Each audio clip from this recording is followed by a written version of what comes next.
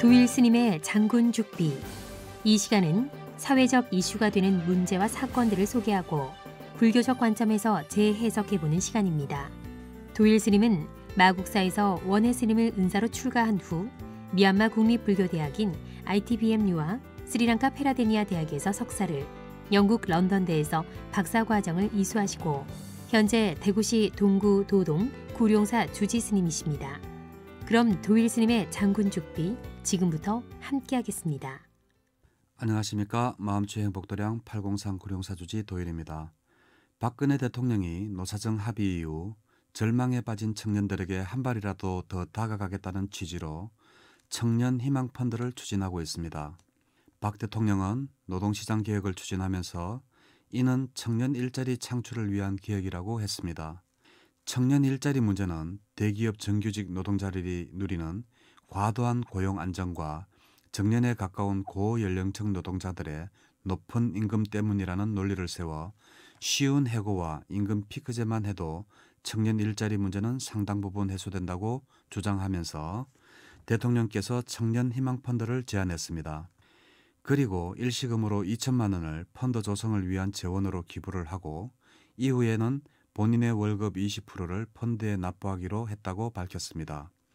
이에 따라 박 대통령에 이어 국무총리, 국무위원, 공공기관장들의 월급 기부가 차례로 이어지고 대기업 등 기업들의 청년 희망 펀드를 위한 기부금의 대대적 모금 등이 뒤따를 것으로 예상되는 가운데 청와대는 15일 열린 국무회의에서 박 대통령의 아이디어와 제안으로 펀드 조성이 갑작스럽게 시작됐다는 점을 부인하지 않고 있습니다. 이에 대해 청년 시민단체나 학계, 기업 등에서는 대통령이라면 제도적 방안을 내놔야지 월급을 기부하라는 식으로 나온다며 청년 실업 대책을 70년대 새마을운동처럼 취급하고 있다고 비판했습니다. 청와대와 정부의 청년 희망 펀드 조성은 구체적 용도나 세부 실행 계획이 없이 박 대통령의 적극적인 제안에 따라 갑작스럽게 이루어지고 있어 앞으로 민간기업의 준조세 시비는 물론이고 펀드 조성이 과연 청년 실업의 대안이 될 수 있을런지에 대한 논란이 가열될 것으로 예측됩니다. 물론 대통령의 청년 희망 펀드 조성에 대해 의미 있는 일이라는 지적도 있습니다.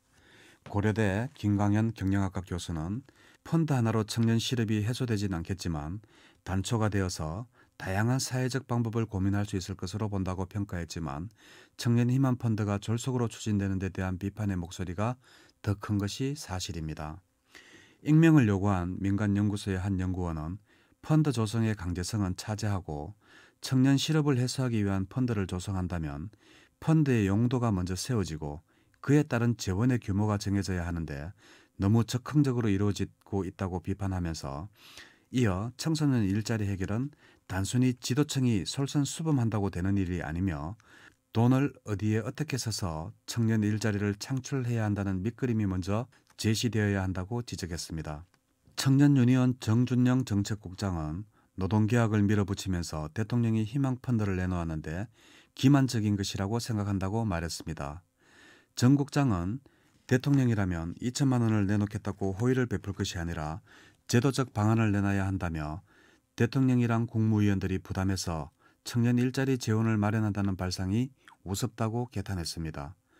또 근본적으로 대기업이 사내에 축적한 유보금을 내놓고 노조는 물론 정부가 협의해 펀드를 조성한다면 모르겠지만 월급 기부 방식은 정치적인 쇼에 불과한 것이라고 일축했습니다. 한신대 노기중 사회학과 교수는 정부가 청년 실업을 근본적으로 대체하려면 정세를 해야 한다고 주장했습니다. 노 교수는 정세를 통해 국가적 대책을 마련해야지 그걸 빠져나가기 위해 월급으로 희망 펀드를 만든다고 하니 마치 불우이웃돕기 같다고 꼬집었습니다. 대기업들도 청와대의 청년 희망 펀드 조성에 대해 표면적으로는 환영하는 입장을 표시했지만 난감한 반응도 감추지 않고 있습니다. 대통령의 월급의 20%인 2천만 원을 내놓는다면 기업들의 최소 2천만 원의 100배는 내놔야 되지 않겠느냐며 무언의 압력이 굉장할 것이라고 말하면서 청와대와 총리실의 설명으로 보면 아직 큰 그림을 잡지 못한 것 같다고 말했습니다. 하지만 정부가 나서는데 우리가 역할을 안 할 수는 없을 것 같다고 덧붙이면서 청년 채용을 위해 많은 노력을 기울이고 있고 취지에도 공감은 하지만 아직도 뚜렷하게 무엇을 어떻게 해야 할지는 정해진 것이 없다고 밝혀졌습니다. 종교계도 청와대의 청년희망펀드 조성에 동참하기로 했는데 불교계의 자성총무원장과 기독교계의 이영훈 한국기도총연합회 회장 등이 동참하기로 했다고 합니다.